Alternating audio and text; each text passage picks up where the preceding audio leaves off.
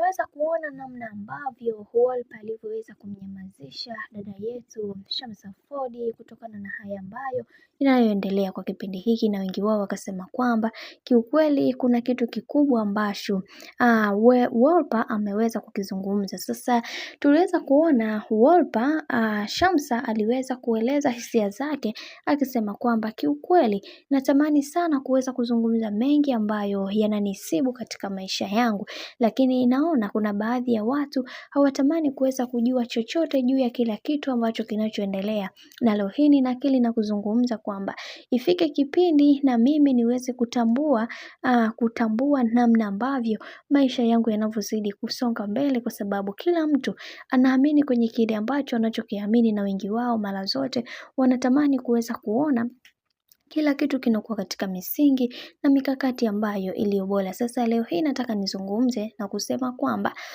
mimi ni moja kati ya mwanamke ambaye mara zote natamani kuweza kuona kila kitu kikiwa katika misingi na mikakati iliyo bora. Na pia mwanaume akishanizingua basi ni vyema tu kuweza kuachana naye, kwa sababu huyu mwanamume amenizoea kwa muda mrefu.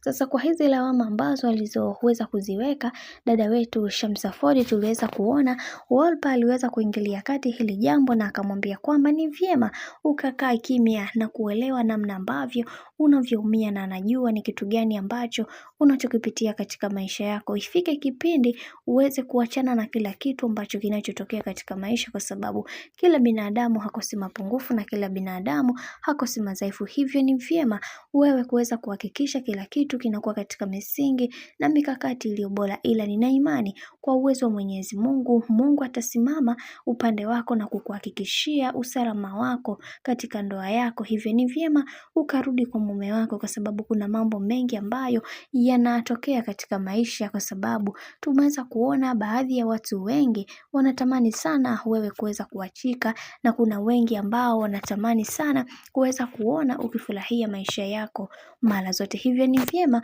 kuweza kuhakikisha kila kitu kinakuwa katika misingi na mikakati iliyo bora, kwa sababu sio kila mtu anatamani kuweza kuona una furaha katika maisha yako yote. Bwana, huo ndio ujumbe wa dada yetu kipenzi ambaye ni Wolper kuenda kwa Shamsa Ford, akimwambia kwamba ni vyema akatulia na akasimama imara katika kila hatua ya maisha ambayo anayopiga, kwa sababu kuna mengi ambayo yameweza kutokea katika maisha yake. Hivyo si lazima kila kitu aweze kukiongelea, kwa sababu kuna mengi ambayo yanastahili kuweza kuzungumzwa na mengineyo hayastahili kuweza kuzungumzwa. Mimi nikusihi, kama ndo mara kwa kwanza, basi usisahau kusubscribe, like, kushare pamoja na kucomment.